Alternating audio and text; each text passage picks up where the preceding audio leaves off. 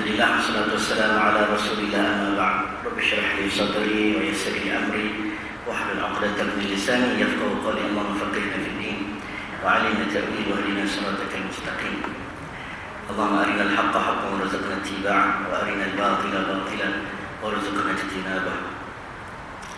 Ballagha risalah wa adda al-amanah wa nasaha al-ummah wa kashafa al-ummah wa hadana ila siratil azizil hamid. Terima kasih kepada Al-Fadhil dan pengurusi Ustaz kita.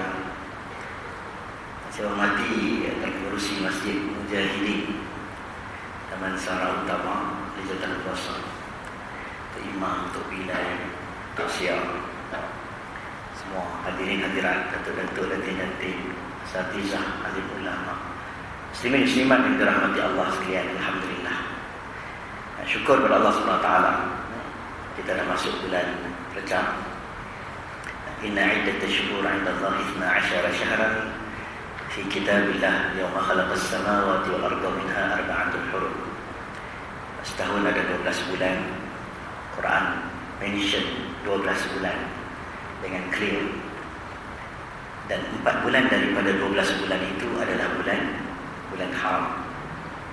Kalau dalam hadis menyebut salasah mutawaliyan, 3 bulan yang bersambungan. Bulan 11, bulan 12, bulan 1, Dzulqa'dah, Dzulhijjah, Muharram.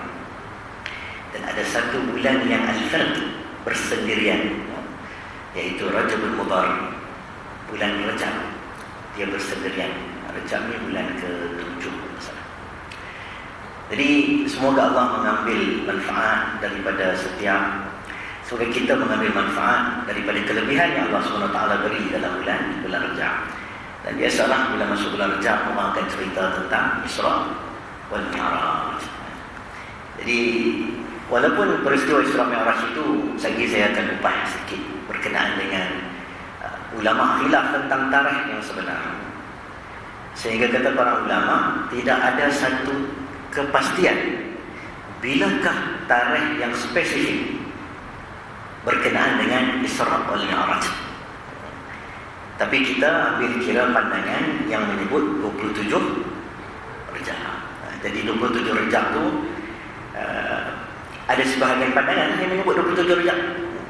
Jadi kita ambil kira tu dan kita pun cuti ya sih. Ni Selangor ke KL? Selangor Isra Mi'raj cuti ya? Tak cuti? Tuan-tuan tak cuti, tuan-tuan tak tahu mana? Cuti? Jadi kalau Isra Mi'raj 27 Rejab, itu sebahagian pandangan ulama. Jadi hari ini tak apalah, kita cerita dulu satu peristiwa yang azim, peristiwa yang besar, yang ulama menyebut ada 2 peristiwa yang berbeza, Isra wal Mi'raj. Isra, asara, perjalanan malam. Sepakat ulama menyebut siapa yang menolak Isra maka jatuh hukum kafir. Sebab dia mutawatir, dia ada nas Quran dengan clear. Tetapi Mi'raj, majoriti ulama percaya dan wajibkan kita beriman, namun tidaklah jatuh sampai kafir kerana masih terdapat perselisihan pandangan. Jadi dalam bab-bab tertentu, tuan-tuan, ada benda yang masih diperselisihkan, maka kita tak menghukum dengan begitu cepat. Tapi Isra, perjalanan malam. Isra, perjalanan malam. Mi'raj ataupun Ma'arij, biasa kita tengok dekat negara Arab, dia nampak Mi'raj, Ma'arij, tangga.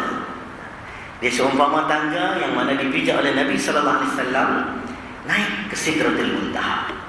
Jadi ada 2 peristiwa yang berbeza. Satu peristiwa di daratan dan satu peristiwa ke langit. Jadi satu peristiwa yang mana Nabi SAW sebut kepada sahabat Nabi, ada yang beriman, ada yang percaya dan ada yang ragu-ragu. Dan peristiwa ini sebenarnya banyak hikmah dan kita mungkin cerita pelan-pelan kepada kita semua untuk kita faham apa hikmah Allah SWT menceritakan peristiwa Isra dan Mi'raj dengan dimensi yang berbeza dengan perjalanan hijrah sebagai contoh. Ada beza. Hijrah berlaku selepas Isra. Tarikh Isra' Mi'raj ini antara yang disepakati ulama adalah sebelum daripada hijrah. Isra' Mi'raj berlaku sebelum hijrah. Dan majoriti ulama bersetuju Isra' berlaku sebagai hadiah Nabi kepada Nabi, disebabkan kesedihan Amul Huzn, tahun kesedihan Nabi SAW dengan kematian Abu Talib dan juga isteri kesayangan Nabi Khadijah binti Khuwailid. Jadi Tuhan bagi hadiah perjalanan yang sangat agung dengan perjalanan namanya Isra' wal Mi'raj. Jadi perjalanan ini tuan-tuan, dia adalah satu perjalanan yang menggembirakan Nabi. Perjalanan yang membuka kepercayaan Nabi sallallahu alaihi wasallam, meyakinkan seyakin-yakinnya. Dan disebut dalam Quran, dalam surah Isra ayat 60, "Wa ma ja'alna ar-ru'ya allati araynaka illa fitnatan lin-nas."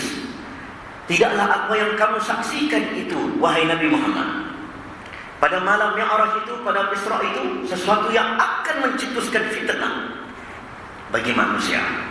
Jadi ada manusia yang percaya, ada manusia yang mula dah, aku dah percaya Nabi ni, tiba-tiba Nabi bawa cerita baru ni. Ada sebahagian sahabat yang mana tak iman dengan Nabi, tiba-tiba dia rasa macam, alah, kenapa Nabi bawa cerita ni? Sebab itu kalau kita baca sejarah, bila Nabi turun ke Mekah semula, antaranya Abu Lahab, dia panggil orang ramai, mai nak dengar cerita tak? Dia confirm, dia confident ketika itu orang akan mula menolak Nabi sallallahu alaihi wasallam. Betullah Al-Quran menyebut, "Wa ma ja'alna ru'ya allati araynaka illa fitnatan lin-nas." Satu perjalanan yang akan mencetuskan fitnah di kalangan manusia. Tapi kita beriman dan kita percaya benda ini bukanlah bersifat logik semata-mata, tetapi dia ada kaitan dengan wahyu dan mukjizat Allah kepada Nabi Muhammad sallallahu alaihi wasallam. Sebab itu ayat yang sangat hebat. Tuan-tuan kalau dengar, dulu ada seorang doktor, Abdul Fattah Al-Awaisi, dia buat tesis PhD dia bincang tentang bumi Islamic Jerusalem. Waktu saya di UM dulu, dia buat buku, dia datang, dia pusing satu dunia. Dialah orang yang bincang tentang the center of barakah dalam surah Al-Isra. Dia menyebut bagaimana surah Isra berada di pertengahan. Dan kebetulan, suratan atau kebetulan surah Isra berada di tengah, dan surah Isra telah menyebut kepada kita, subhanalladzi asra bi 'abdihi lailan minal masjidil haram ila al-masjidil aqsa alladzi barakna haulah. Dalam ayat-ayat Quran yang lain banyak disebut barakna fiha. Cerita Nabi Sulaiman disebut barakna fiha. Nabi Ibrahim dengan Nabi Lut, ketika Nabi Lut lari pergi ke mana? Ke Palestin. Barakna fiha, berkat padanya. Tetapi apabila disebut Baitul Maqdis, disebut namanya bukan Baitul Maqdis, disebut Masjid Al-Aqsa, maka Al-Quran menggunakan alladzi barakna haulah. Maksudnya seolah-olah dia berada di tengah-tengah, dan di tengah-tengah kepada pusat keberkatan. Maka ulama menyebut, antaranya Abdul Fattah Al-Awaisi menyebut, Al-Quran dalam surah Isra juga berada di tengah-tengah. Yang mana kita hafal pada hari ini ayat pertama surah Isra. Satu ayat ini sahaja yang menceritakan berkenaan dengan Isra. Adalah cerita-cerita Mi'raj sebahagian dalam surah An-Najm, dalam ayat-ayat yang lain. Jadi bila kita tengok kisah ini, banyak dikaitkan dengan hadis Nabi sallallahu alaihi wasallam. Maka terdapatlah ada hadis yang kuat, ada hadis yang sahih, dan ada juga hadis-hadis yang tidak benar tentang perjalanan Isra Nabi sallallahu alaihi wasallam. Jadi kita kena tengok betul-betul lah. Sebab benda ini benda ghaibiyat, dia tidak boleh mereka-reka. Benda melibatkan akidah, tak boleh kita nak mereka-reka. Nabi jumpa apa pada Isra Mi'raj tersebut, kita tak boleh nak mereka-reka, sebab ini perkara yang menceritakan benda yang semua orang tak nampak. Nabi seorang nampak, mana mungkin kita create satu cerita yang seolah Nabi nampak. Sebab itu hari ini kita cerita Isra Mi'raj. Saya nak mula berdawai kan, sebab Isra Mi'raj ini cerita dia panjang.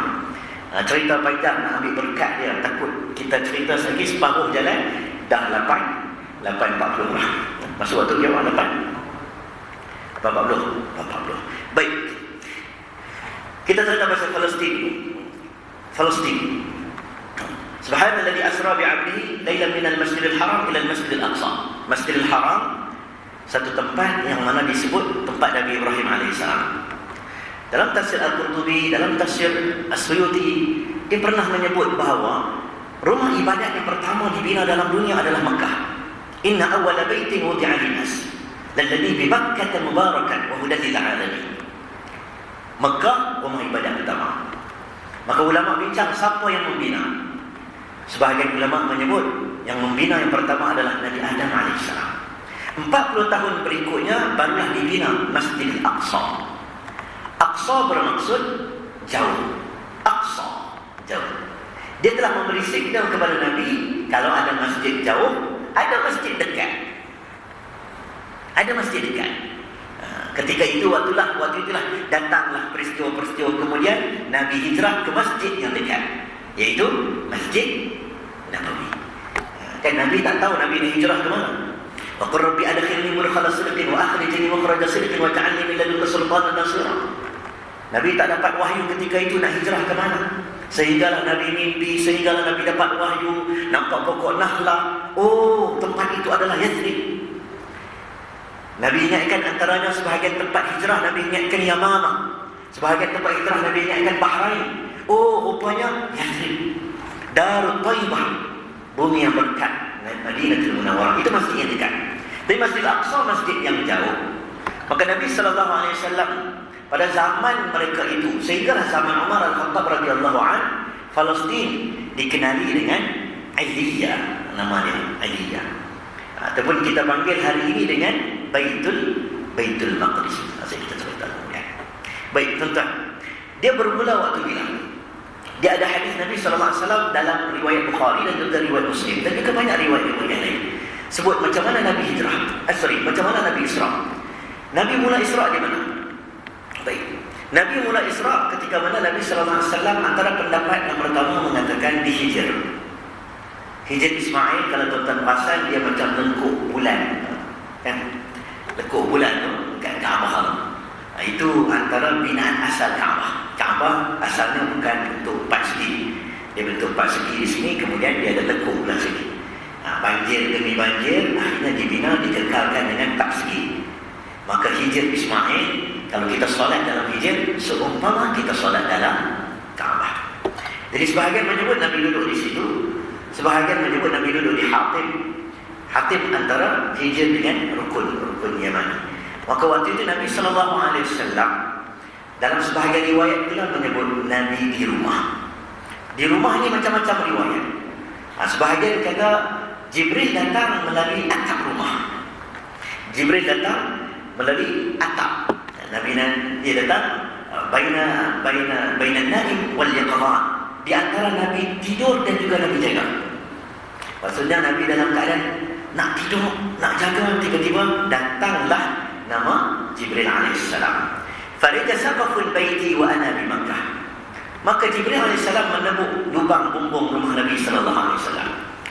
Diketuk, buka. Jibril buat, tak semestinya kita boleh buat. Lagi semua orang makan masuk rumah orang untuk bumbung. Dia ada riwayat Jibril bawa bekas berwarna emas. Dia bawa bekas berwarna emas. Maka waktu itu dia panggil qadah.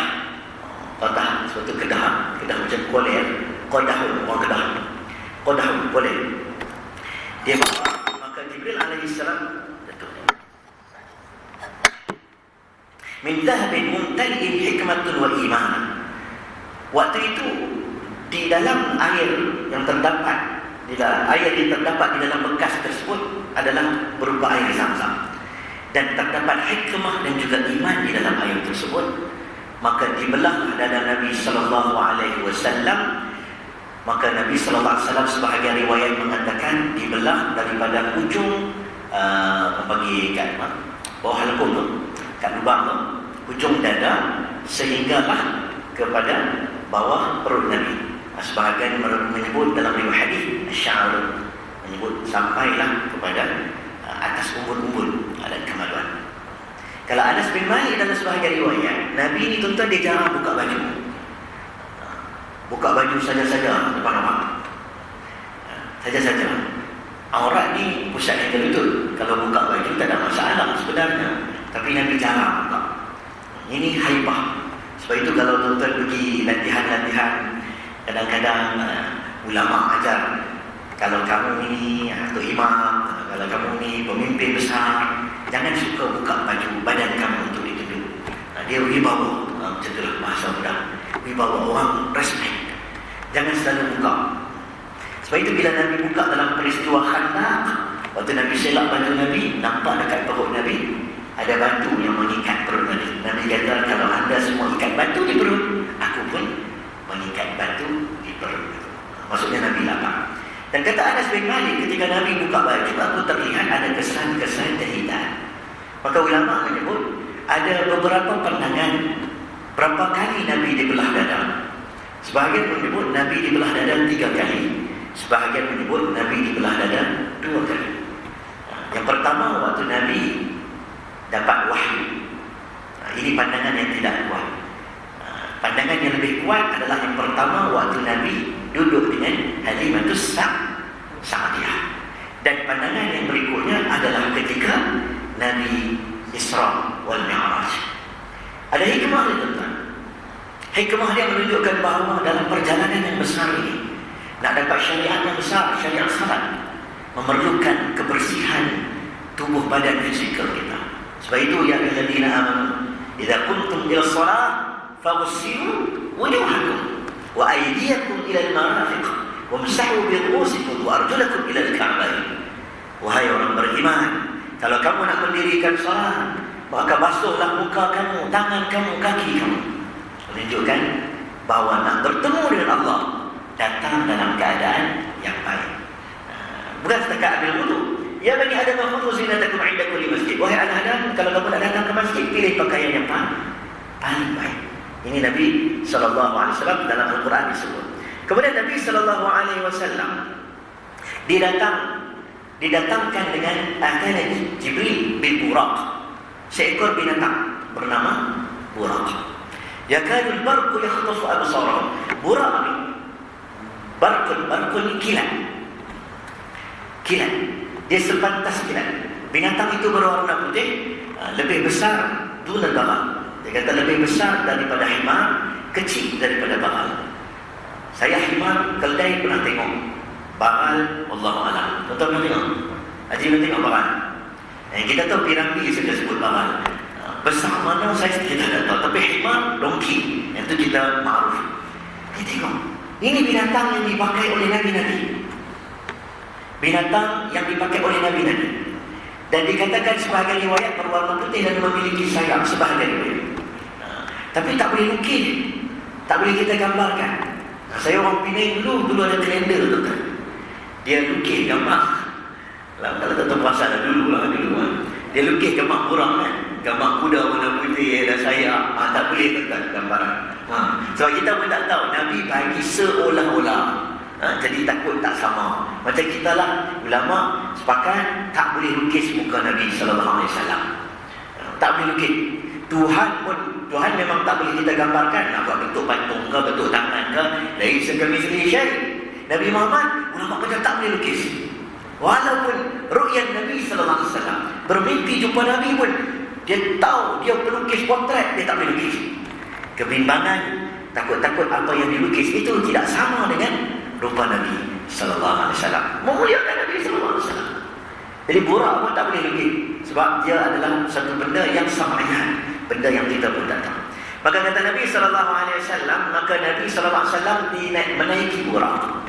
Ketika menaiki Buraq, perjalanan Buraq sejauh mata memandang. Dia sekali langkah sejauh mata memandang.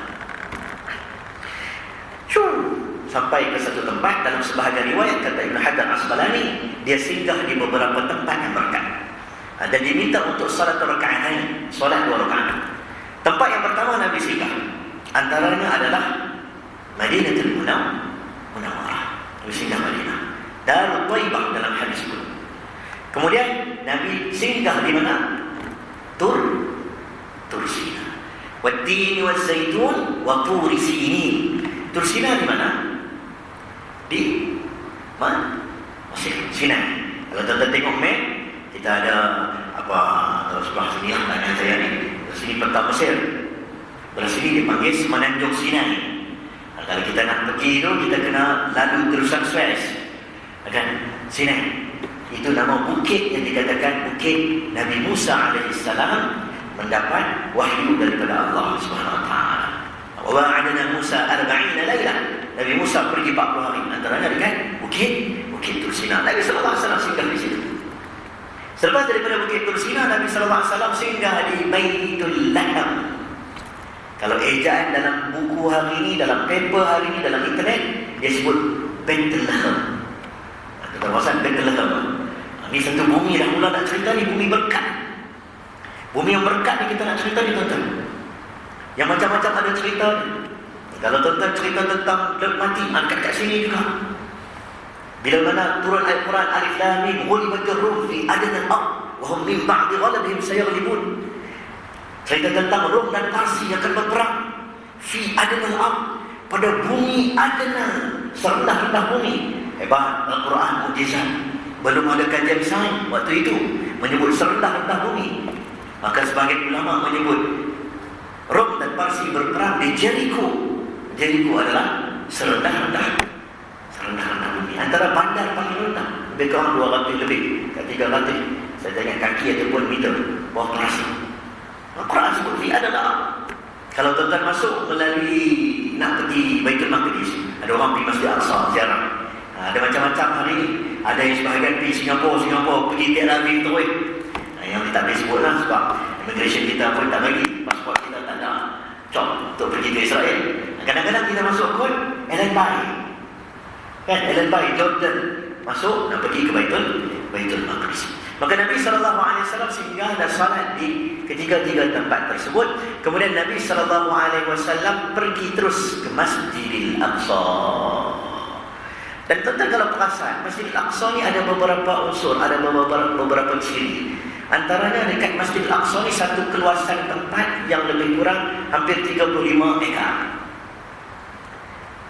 Kawasan ni Masjidil Aqsa. Masjidil Aqsa ni dia satu kawasan Al-Quds.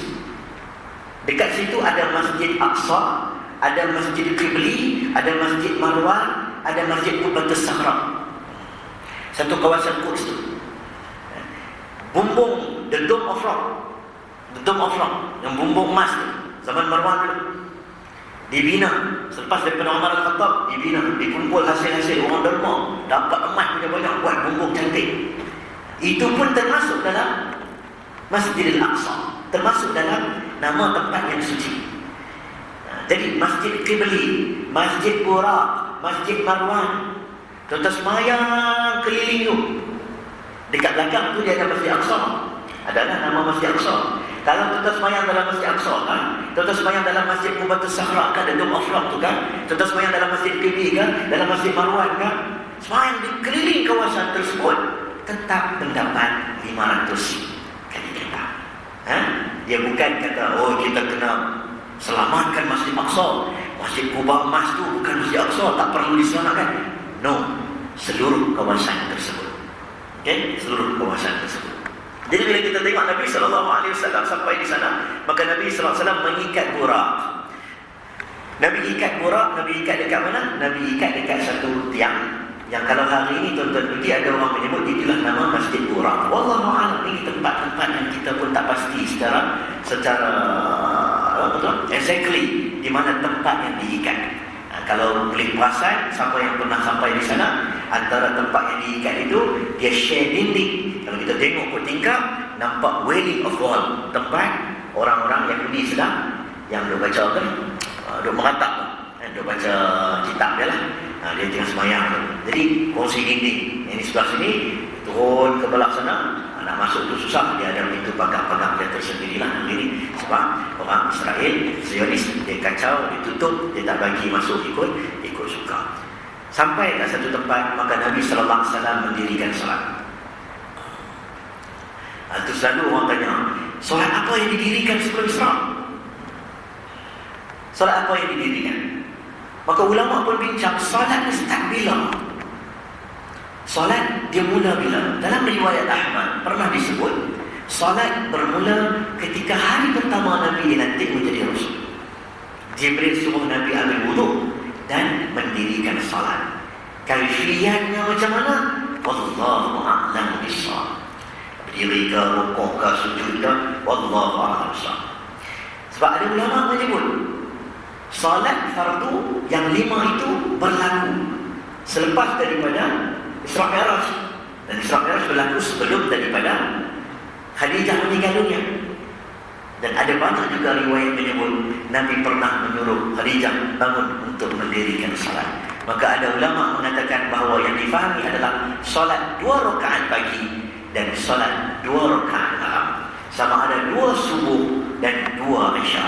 Ini antara salat yang mana Nabi SAW dirikan sebelum daripada Isra' wal Mi'raj. Wallahu a'lam kaifiyahnya macam mana. Al-Imam Ibnu Katsir kata banyak didiamkan oleh ulama, maka kita tak perlu bincang-bincang banyak-banyak.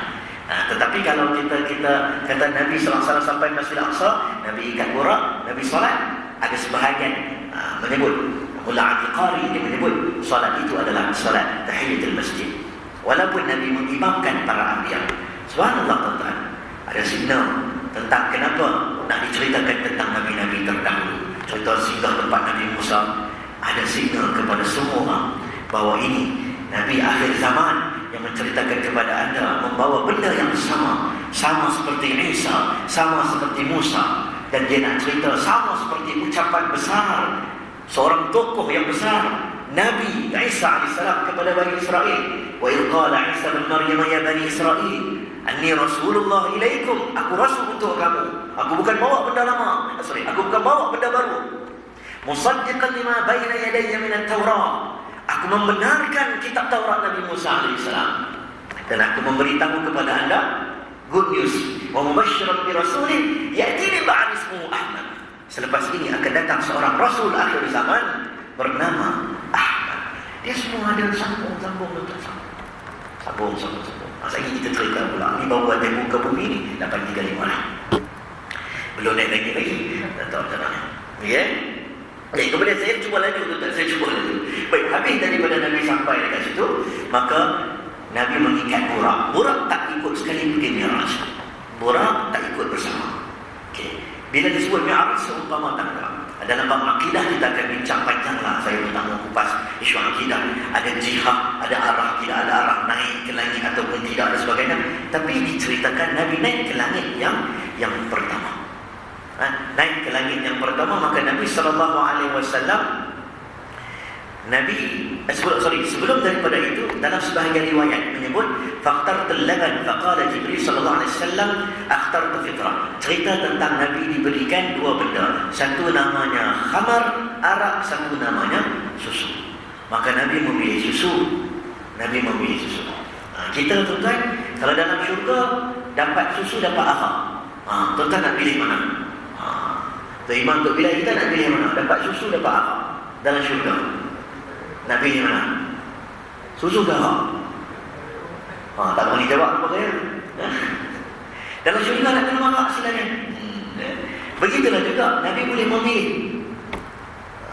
Bal ahya'un 'inda rabbihim yurzaqun. Cerita dalam syurga, cerita alam lain tak sama macam cerita di dunia. Dunia ada hukum hakam tersendiri. Tapi Nabi SAW ketika itu memilih susu, maka disebut oleh Jibril Nabi memilih fitrah. Kan Nabi SAW naik ke langit, ketika itu dibuka pintu langit. Sebelum dibuka pintu langit, faqila man hadha? Qala Jibril, qila wa man ma'aka? Qala Muhammad, qila wa qad ursila ilayhi. Maka waktu itu malaikat penjaga langit tanya, siapakah lelaki ini? Maka dijawab oleh Jibril, lelaki ini adalah orang yang diutuskan oleh Allah Subhanahu wa taala. Qala na'am, qila marhaban bi. Maka malaikat penjaga langit kata, selamat datang. Masuklah dia ke langit pertama. Waktu itu dia melihat, hadza abuka. Malaikat cakap, itulah ayah tuan kamu. Siapa dia? Nabi Adam alaihi salam.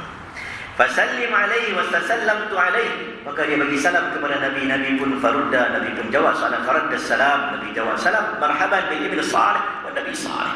Selamat datang wahai anak cucu keturunan yang saleh dan juga Nabi yang saleh. Siapakah dia? Nabi Muhammad sallallahu alaihi wasallam. Maka waktu itulah Nabi Muhammad melihat, saya cuba laju tuan-tuan. Maka Nabi sallallahu alaihi wasallam, wahai al-asmidah, Nabi tengok belah kanan, ada wajah yang agak gelap. Wa an yaminihi wa an shimalihi, maka disebut belah kanan ini aswida, belah kiri ini nasam. Disebut bahawa belah kanan ini yang dilihat ini adalah orang-orang yang aku lihat mereka, aku tertawa. Maka disebut dhahika wa idza nadhara qibala shimali baka. Bila tengok belah kiri, Nabi Adam menangis, menunjukkan bahawa Nabi Adam bila tengok kaumnya belah kanan masuk syurga, Nabi Adam ketawa. Bila tengok kaumnya belah kiri masuk neraka, Nabi Adam menangis. Ini peristiwa yang dilihatkan kepada Nabi SAW. Kemudian Nabi SAW naik ke atas lagi, Nabi jumpa Nabi-Nabi. Nabi-Nabi. Yang inilah Nabi jumpa Nabi Yahya dengan Nabi Isa AS. Nabi Yahya dengan Nabi Isa ni ada pertalian. Nabi Yahya ini anak kepada Nabi Zakaria. Nabi Zakaria ni dia orang yang dikatakan menjaga Maryam. Dia pakcik kepada Maryam. Disebut dalam Quran, kalau tuan-tuan cerita pasal Baitul Maqdis ni, tuan-tuan sampai Masjid Aqsa, kita akan sampai kepada fataqabbalaha rabbuha biqabulin hasanin wa anbataha nabatan hasanan wa kaffalaha Zakaria kullama dakhala 'alayha Zakaria al-mihrab. Disebut mihrab. Kalau ikutkan kita orang hari ini panggil sini mihrab, tempat imam. Zaman Nabi waktu itu tidak ada mihrab, mimbar ada. Jadi mihrab itu diperkenalkan zaman Umar Abdul Aziz, yang sama macam kita ini. Kalau kita tengok masjid dulu, dia mihrab bulan, dia teknologi dulu untuk sound system, pukul balik suara ke belakang.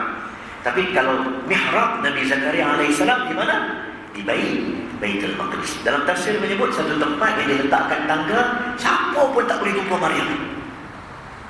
Siapa pun tak boleh jumpa Maryam. Maryam duduk kat situ. Kemudian datang, kalau dalam tafsir Ibn Katsir, datang buah-buahan musim panas. Ketika itu musim sejuk. Ketika musim sejuk, datang buah panas. Ketika musim panas, datang buah-buahan musim sejuk depan Maryam.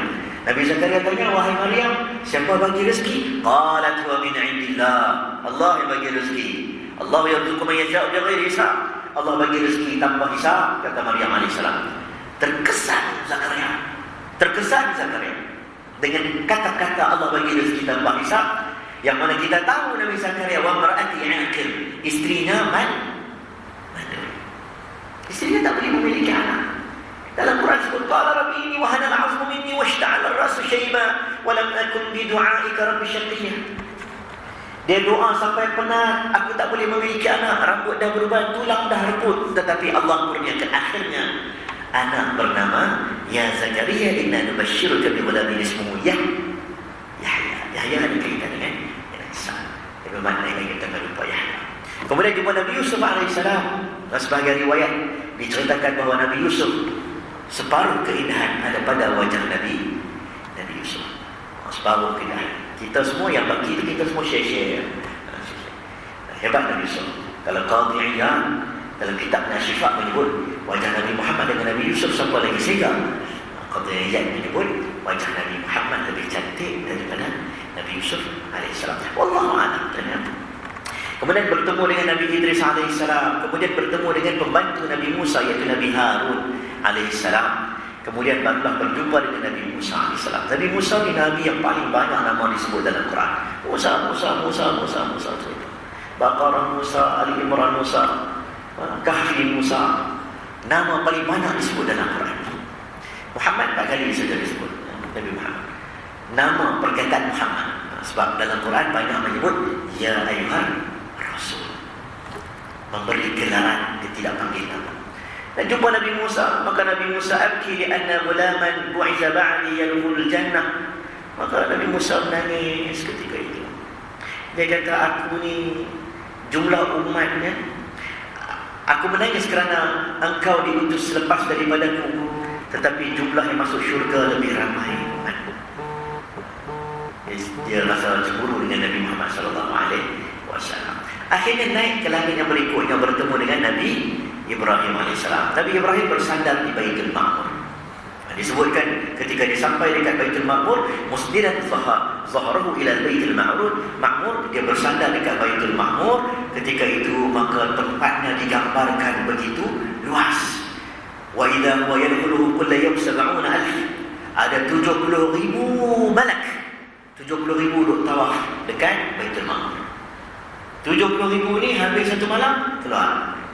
Ganti dengan 70,000 lagi. Jadi nak menunjukkan kerajaan Allah SWT ini sangat luas. Luas. Kita dalam dunia ni. Kalau kita duduk kat sini, bandar dan masalah utama, saya Google nak sampai tadi tu. Saya ingat saya first time sampai sini. Saya Google, kalau kita naik tinggi sikit, buat KL lah. Naik tinggi sikit, nampak peta Malaysia. Naik tinggi sikit, nampak Asia. Naik tinggi sikit, Malaysia kecil. Kecil. Bumi ini dengan matahari, berapa bandingan dia? Berapa bandingan pula dengan alam semesta? Subhanallah. Itulah Baitul Ma'mur. Malaikat tawaf, lebih kurang 70,000 malaikat dia pusing.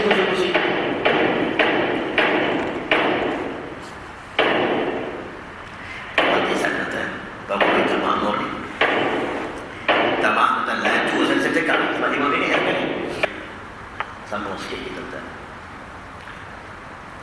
Cerita Islam Mi'raj ini dia kalau nak kait dengan hikmah, kait dengan macam-macam pandang. Banyak peristiwa yang Nabi tengok waktu Nabi Mi'raj. Cuma kita baru cerita tadi sampai dekat Baitul Ma'mur.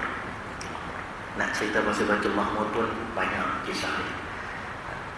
Macam mana malaikat tawaf, malaikat pergi.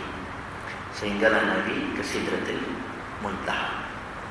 Sidratul Muntaha ni Nabi menyebut waraqaha kadani fiyala. Nampak daun-daun dia tu, daun sidir tu macam telinga gajah. Buah-buah dia pula kalqilan, seumpama tempayan. Benda yang lain lah, yang Nabi tengok jarang-jarang Nabi tengok, tak pernah Nabi tengok. Kemudian Nabi bertemu dengan Allah Subhanahu Wa Taala. Maka ini pun panjang juga ulama bincang. Adakah Nabi berjumpa melihat dengan Allah? Ataupun sebahagian riwayat Abu Dzar menyebut hanya melihat nurullah, cahaya Allah. Sebahagian riwayat kata Nabi melihat dengan bi'ain, dengan mata Nabi SAW.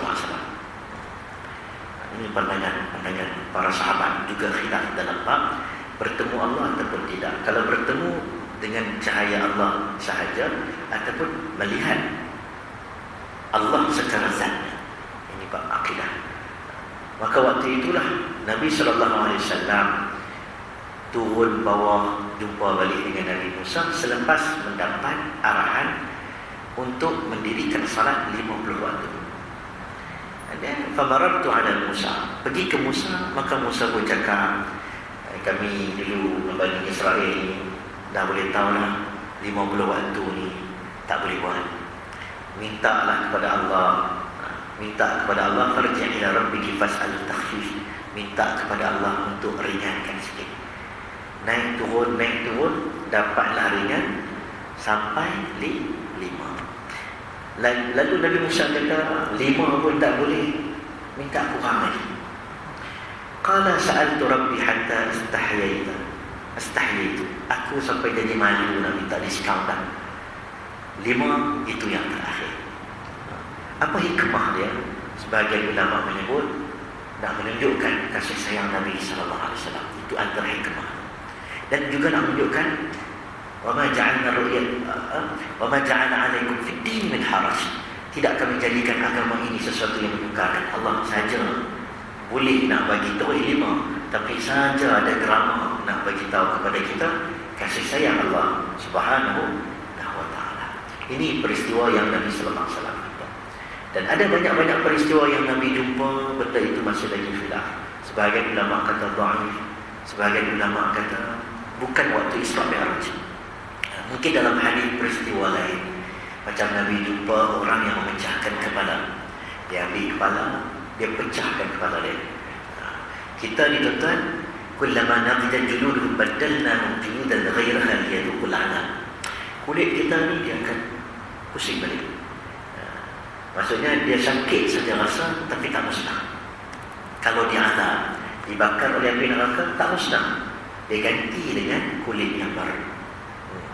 Dia kata kullama naqidat juluduhum baddalna, ganti dengan kulit yang baru. Kalau dalam hidup kita disebut wa man nu'ammirhu nunakkishu fil khalq. Quran kata dalam surah Yasin, siapa yang Allah bagi panjang umur ni, dia perasan kulit dia, tulangnya nunakkis, dia macam kembali pada zaman mula diciptakan. Kan kita budak-budak dulu tulang kita pun tak kuat, mak dukung pun pelan-pelan.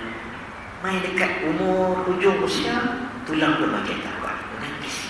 Tapi di hari akhir dia tukar untuk kulit. Macam mana kalau kita kena seksa, macam itulah kita rasa sakit. Itu antara gambaran. Dikatakan bukan dalam peristiwa Isra Mi'raj, tetapi yang Nabi nampak orang pecahkan kepala kerana tidak salat, itu dalam hadis yang lain. Ada juga kisah-kisah yang diceritakan kepada kita. Saya rasa terlalu panjang, cuma saya nak ambil beberapa manfaat daripada Isra Mi'raj.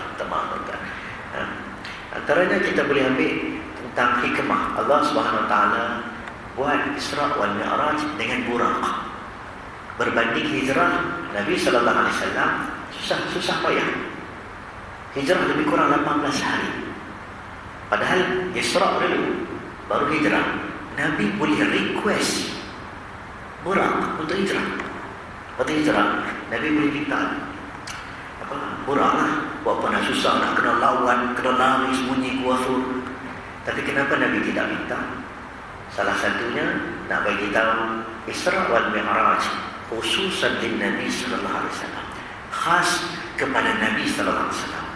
Tapi hijrah berubah, diarahkan untuk semua umat Nabi Muhammad sallallahu alaihi wasallam. Maksudnya perubahan perlu berlaku pada diri kita. Tapi Isra Mi'raj dia cerita metafisik, benda tak nampak, benda melibatkan khas mukjizat Nabi sallallahu alaihi wasallam. Nombor dua, kita ambil aktibar satu ibadat yang begitu dahsyat. Kalau kita baca Bidayah wa Nihayah, Al-Imam Ibn Katsir sebut Anas bin Malik, dia jadi khandam Nabi. Waktu Nabi sakit, kalau tuan-tuan baca riwayat kata sebulan sebelum Nabi wafat. Sehingga pada 17 hari sebelum Nabi wafat, Nabi dah sakit dekat rumah Zainab binti Jahsy lah, isteri Nabi. Nabi kan dia pusing keliling-keliling, hari ni rumah isteri ni, esok rumah isteri ni. Waktu rumah Zainab dah sakit dah. Tapi pada giliran rumah Maimunah, Nabi sakit-sakit. Aina ana ghadan, aina ana ghadan. Orang Kedah kata lorat. Lorat ni dia mula cakap, bukan dialog, dia mula cakap yang lain-lain daripada kebiasaan. Esok aku nak pergi mana ni, esok nak pergi mana ni, esok giliran sumpah. Sampai rumah Maimunah waktu itu, maka dia minta izin untuk duduk satu rumah Aisyah. Nanti dia wafat dalam rumah Aisyah radhiyallahu anha. Nabi minta izin. Kalau kita tengok dalam riwayat, diusung kaki Nabi sallallahu alaihi wasallam, diusung sampai ada sebahagian riwayat tafsir, riwayat sirah, kaki Nabi punya kesan ada atas pasir, nampak lain. Tak larat Nabi sallallahu alaihi wasallam. Maka Nabi ini waktu tengah sakit duduk rumah Aisyah, ada macam-macam riwayat. Nabi banyak sebut apa. Kalau waktu saat kematian Nabi, kewafatan Nabi, ada yang menyebut ila rafiqil a'la, kan? Aku ini berjumpa pendamping yang maha tinggi. Tapi waktu Nabi sakit tu, banyak perkataan apa yang Nabi sebut. Sebahagian mengatakan Nabi banyak menyebut suruh kita ini irhamu, berbaik-baiklah kamu wahai ahli keluarga, jangan gaduhlah. Ini antara pesanan Nabi yang terakhir. Sebab Nabi duduk, isteri-isteri Nabi kumpul, anak-anak Nabi kumpul dekat rumah Nabi. Janganlah gaduh, janganlah berkelahi, ikat tali silaturahim. Sebahagian riwayat, kata Anas bin Malik, aku sering mendengar Nabi mengungkap berkali-kali perkataan as-salah, as-salah, as-salah. Semayang. Banyak kali Nabi sebut as-salah, as-salah, as-salah. Jadi, bila kita tengok Isra Mi'raj ini, dia ada kaitan dengan salat. Begitu dahsyatnya arahan Allah untuk kita mendirikan salat. Kita ni tentang apa sekalipun salat. Kalau kita baca, dia punya sakit sampai tahap tak boleh bangun pun, tetap kena mendirikan salat. Sampai ke tahap mata boleh bergerak, mata salat. Salat satu amalan yang pertama Allah tengok, berbanding daripada sedekah, berbanding daripada puasa. Tak settle solat, maka yang lain Allah tak pandang. Maka kita pun tengok ini hikmah Allah tunjuk kat kita, nak dapat solat tu dekat Rabbul Jalil tanpa perantaraan Jibril. Yang lain semua dengan Jibril, zakat, puasa dengan Jibril, ini dengan Allah direct.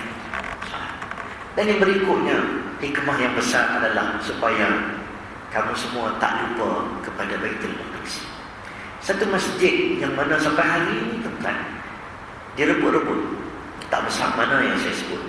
Dalam kita baca sejarah, apa yang mereka nak rebut sana?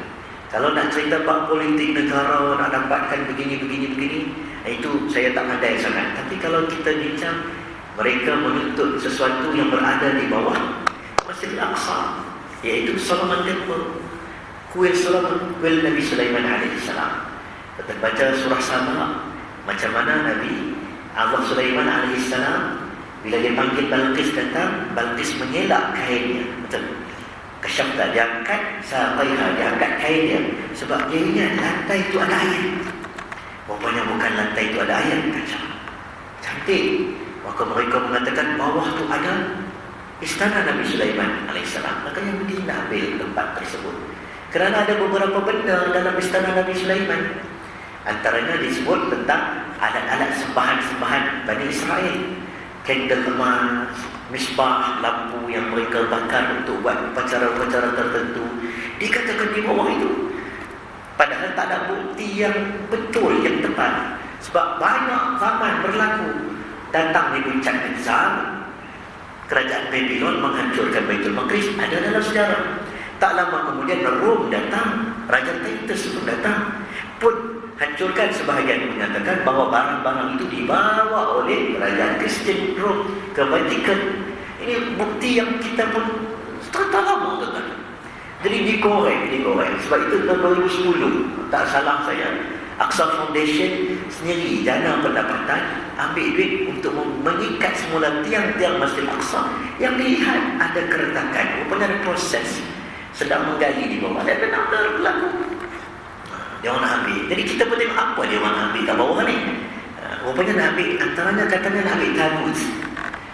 Alam tara ilal malaiku Bani Israel. Dia kata fi tabut sakinatun min rabbikum wa baqiyatun mimma taraka ala Musa wa ala Harun tahmiluhu al-malaikat. Tentang tabut. Tabut ni macam peti besi. Dalamnya ada kalimah Nabi Musa AS. Mereka kata tabut ada bawah Masjid Aqsa. Antaranya lagi buku sihir. Kata mereka Nabi Sulaiman ada sihir.